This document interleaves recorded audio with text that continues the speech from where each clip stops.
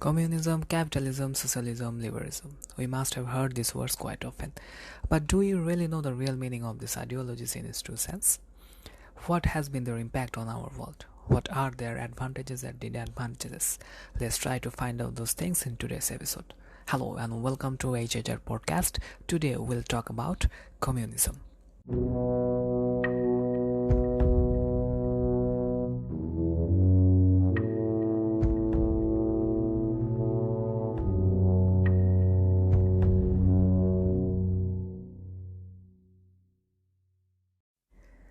At first, we should talk about what are communism and communist ideology. In one line, communism means from each according to his ability to each according to his needs, meaning a society where every person works according to his ability. If one person is more fit, is muscular, and can lift heavy weight, then he works according to his own ability. If another person is a little weak, is disabled, or cannot work extensively, then he too works according to his ability and contributes towards the society. And such a society where every person gets things according to his need.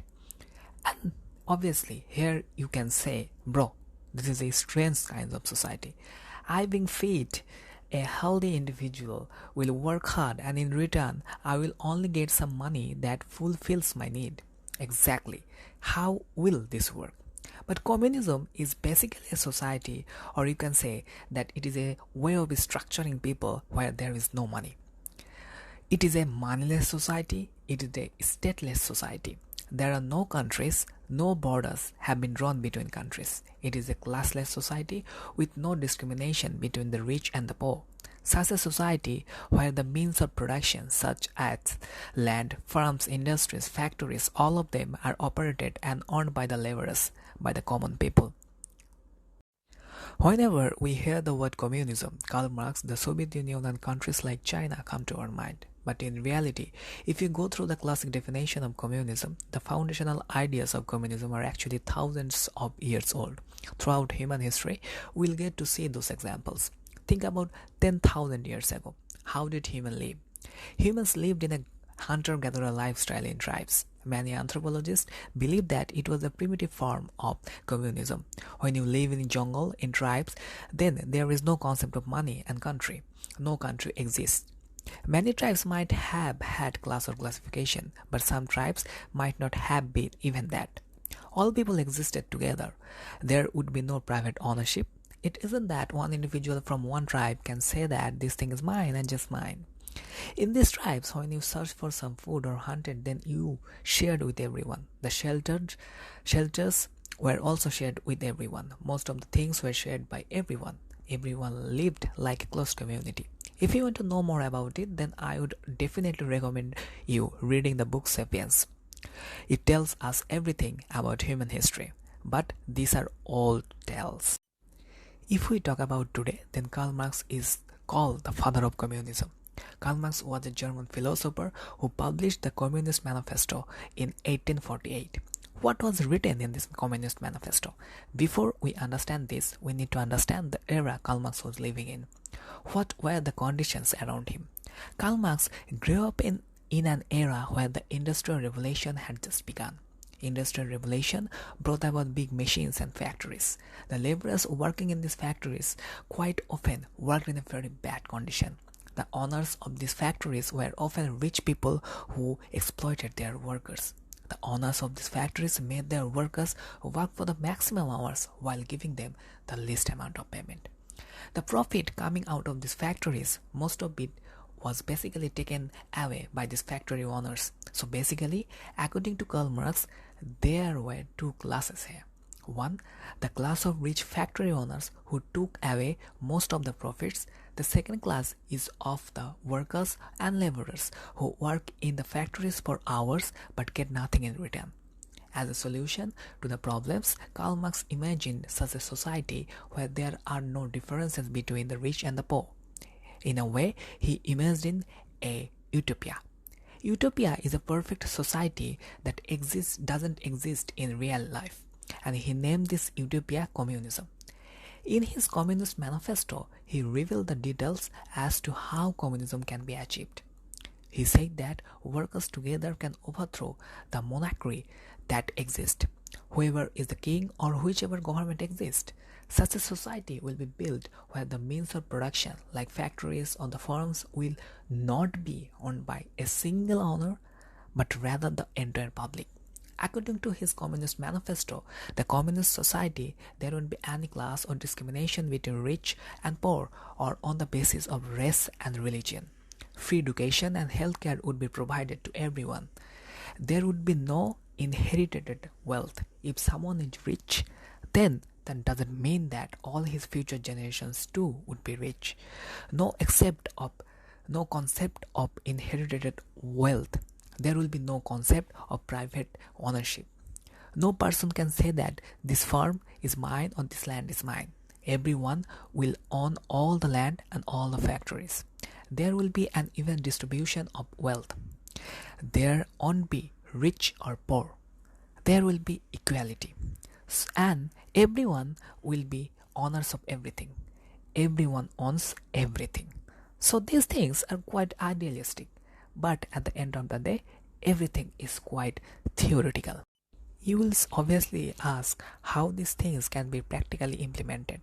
It is nice to say, but how can it be done in reality? You have to remember, at the end of the day, Karl Marx was a philosopher. He did not see the practical implementation of communism. Practical implementation in reality, in the true sense, was majorly seen after the Russian Revolution of 1917. The Russia communist workers together overthrew the Russian monarch, who used to be called the Tsar at that time, and their leader Lenin for the first time implemented communist ideas on a big scale. Lenin took some revolutionary steps for his time. The human rights of the laborers were recognized. The working week was limited to 8 hours per day and 5 days a week. Prior to this, workers worked for 12 to 14 hours in the factories. But Lenin first introduced the 8 hours and 5 days, which is quite common in the world today. Everyone works Monday to Friday for 8 hours per day. Women were introduced to education. For farming, the land was taken away from the rich landowners and redistributed amongst the farmers. The factories were nationalized. They were taken under the control of the government. But if you remember, the original ideas written in the Communist Manifesto, it wasn't written that the government will control everything. Rather, it said that the public will control everything. So, you can say that the communism implemented by Lenin was a little different from ideas thought by Marx. Now, think about it. If such big steps will be taken in such a big country such as Soviet Union, it isn't possible that every person living there would agree to it. Some people will say that what the government is doing, we disagree with it, or disagree with the way of doing it. But Lenin believed that what he was doing was an absolute right. He did not have the ability to take criticism. For the reason, he banned the rest of all political parties and established a one-party state. In fact, a state where it was not allowed to criticize the party. Secret police used to spy on the people, and if anyone criticized the government, he was put in jail. And any person opposing communism or suspected to have spoken against used to be jailed, deported, or executed. So this Marxist-Leninist political structure is called Soviet communism. Today, most people associate communism with this Soviet communism. But obviously, every communist did not agree with the Leninism. There was a very famous Polish communist, Rosa Luxemburg, who was strictly against Leninism. But we are not going to talk about that. Let's go back to Lenin. Lenin died in 1924. After him came Stalin, who implemented his own ideas of communism, which were worse than Lenin. Stalin's communist ideology went further away from the Marxist ideology. Stalin tried to increase the output of the factories. For that, he tried to make the laborers work more, and the workers started working in the same conditions that Marx had initially mentioned.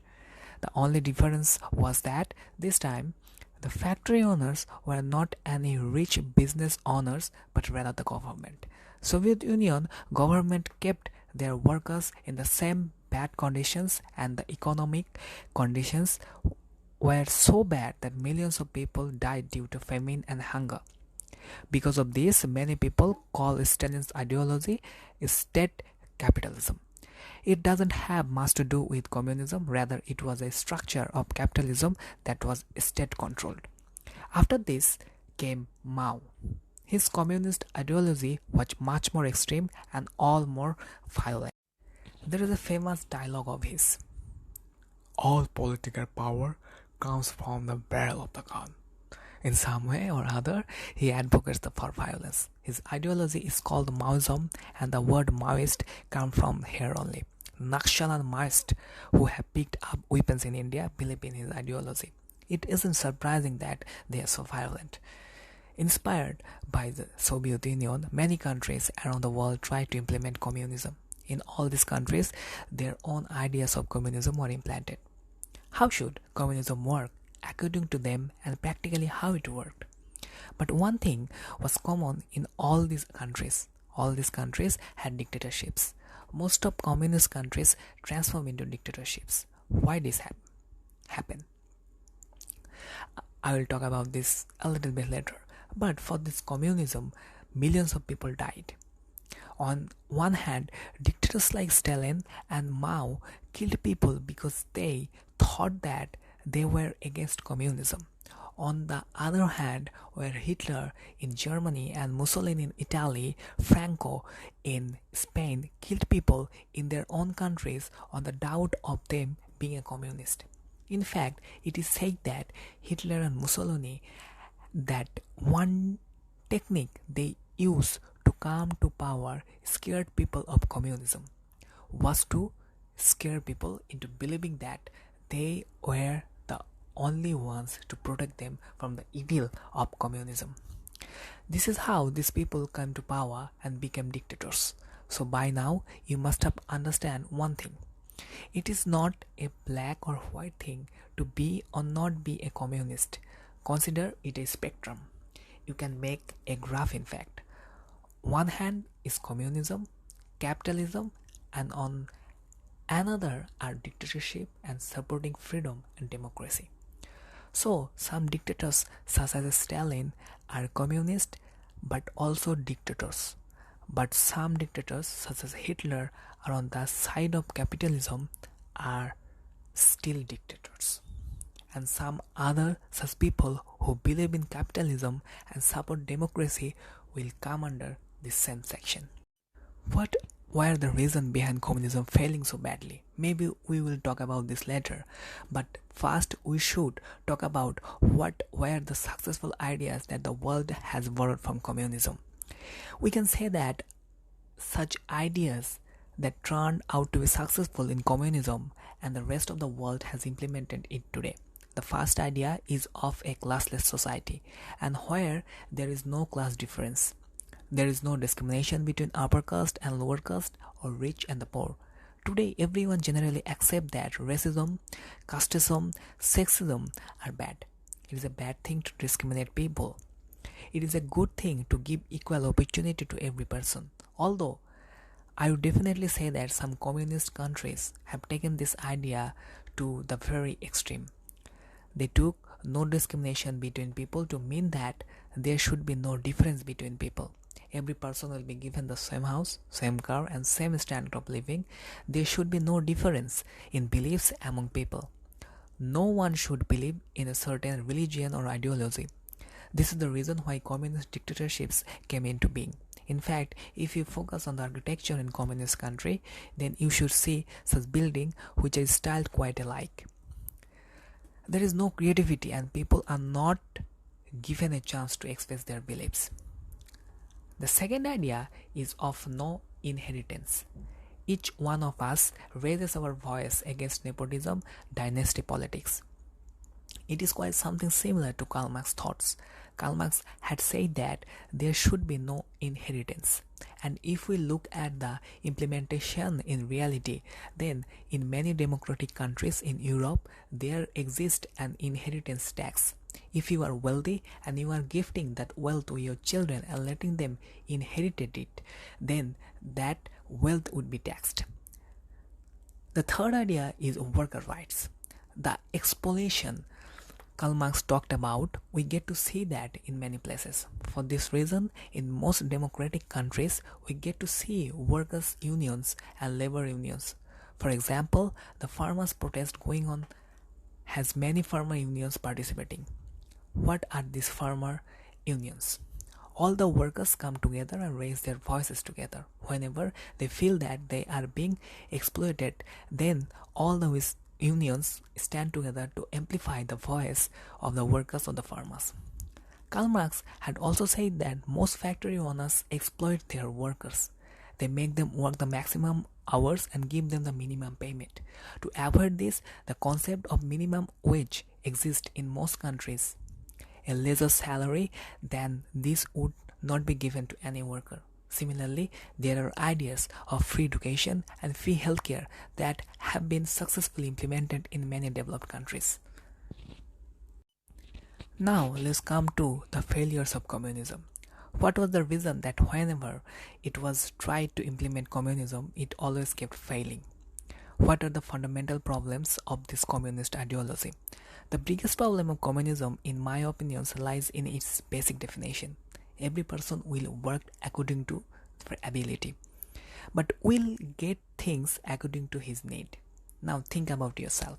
If I'm a fit and healthy person and I'm working really hard according to my ability, but what do I get in return? I get the same thing when whatever everyone else is getting. What is then my incentive to do more hard work? If I work less, then I would get the same payment.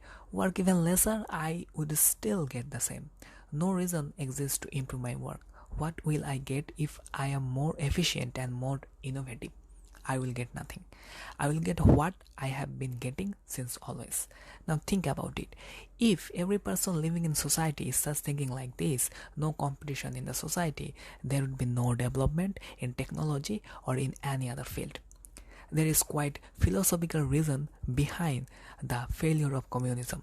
The practical reason is that when you try to make a classless society in a reality where everyone is the owner of everything, the society has a power vacuum. The space at the top is empty and there is no one to lead. Due to this power vacuum, there will always be space for dictatorship. One person will direct the way of work and he will then become a dictator. Through this very dictatorship, one-party rule is established. People's freedom is snatched away, there is no democracy, and if anyone speaks against the party, then they are either arrested or killed. On top of it, when this dictatorship is established, the government will control all factories, lands, and all distribution processes. The things which are to be distributed amongst the people will be under the control of government. When one person or party will control everything, then what will happen? Corruption. The people in power will keep getting corrupt because they have so much control in that they can decide everything about the public. What kind of house will people live in? How much land will they get? How much factory will they get? In reality, whenever there have been efforts of implement communism, practically it ceases to communism. Some party comes up and dictates how things will work, which is quite different from the original definition. What is the principal definition of communism? The original definition is that every person is the owner of everything. But if one party, one government tries to control everything, then it ceases to be communism. It will now be called socialism. What is socialism? Maybe we'll talk about this later. After hearing all these things, one question will come to our mind. Does a successful practical example of communism exist? Where communism has been implemented in the true sense? Where it did not turn into dictatorship? We'll talk about that in next episode.